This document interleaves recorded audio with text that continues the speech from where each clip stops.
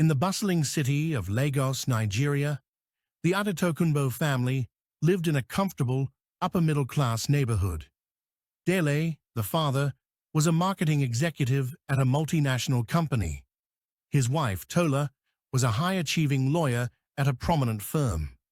Their lives seemed perfect to outsiders. The sprawling home, luxury cars, exotic vacations, and expensive school fees for their two children, 16-year-old Tomiwa and 12-year-old Dara. Absolutely. We're talking groundbreaking. The kind of campaign that'll have everyone saying, Adetokunbo, genius. Yes, yes, I'll send over the revised budget first thing. Pleasure doing business, Chief. Looking forward to it. Another deal closed. This quarter is going to be spectacular. Assuming the budget holds up this time, we're not exactly swimming in Naira, Dele. Details, details.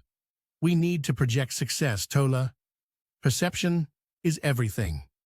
Besides, the kids need those school fees paid. Tomiwa's counting on that trip abroad. And Dara needs braces, and I need to maintain a certain image at the firm. It all adds up, Dele. Sometimes I wonder if we're not just running in circles. Nonsense. We're building an empire, my dear. An empire. Now where's my new tablet? I need to check those figures one more time.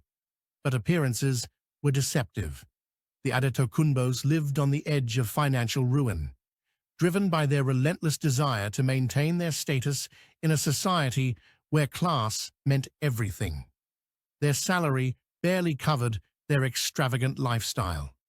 Del had a penchant for the latest gadgets and cars, while Tola insisted on expensive outfits to maintain her social presence. Their family devotion took a back seat to their insatiable pursuit of wealth and recognition. Tomiwa and Dara bore the brunt of their parents' absence. With their parents constantly working or attending social events, the children were left in the care of housemaids and their smartphones. The once loving bond the family shared slowly dissolved, replaced by cold routines and hollow interactions. And then he said, like, "Who do you think you are?"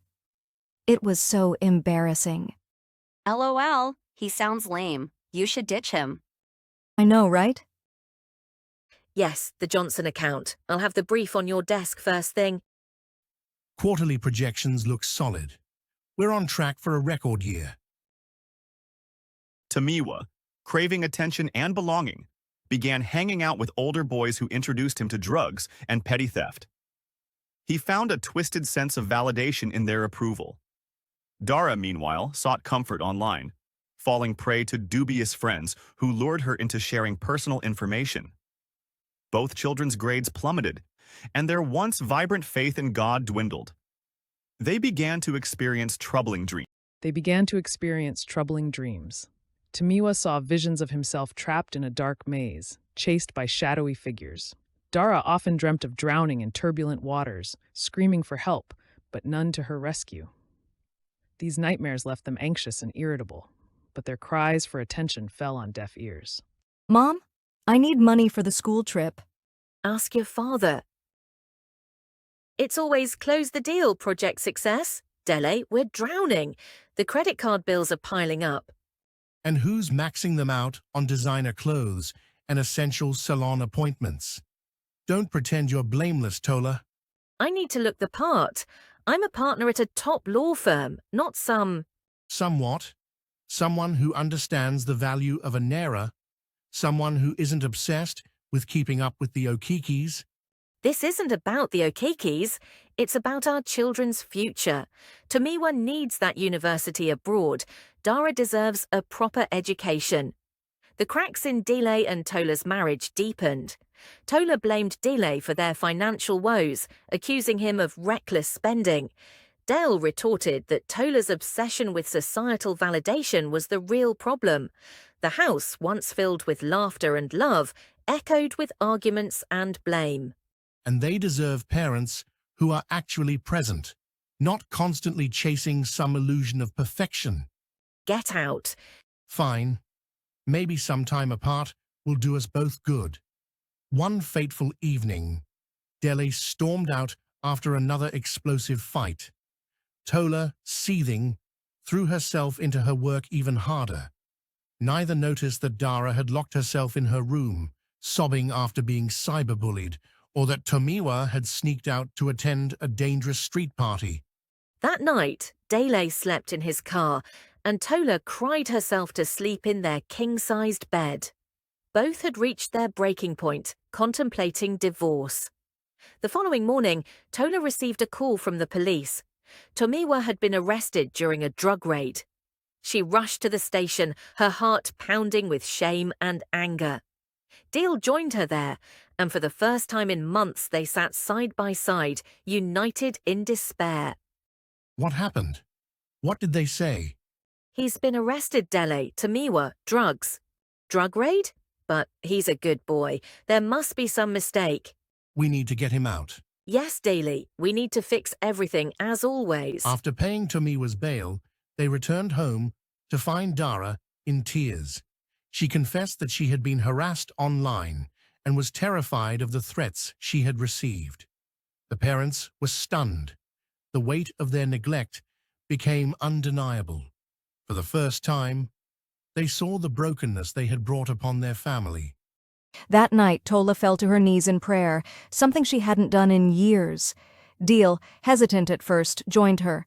With tears streaming down their faces, they cried out to God, begging for forgiveness and guidance.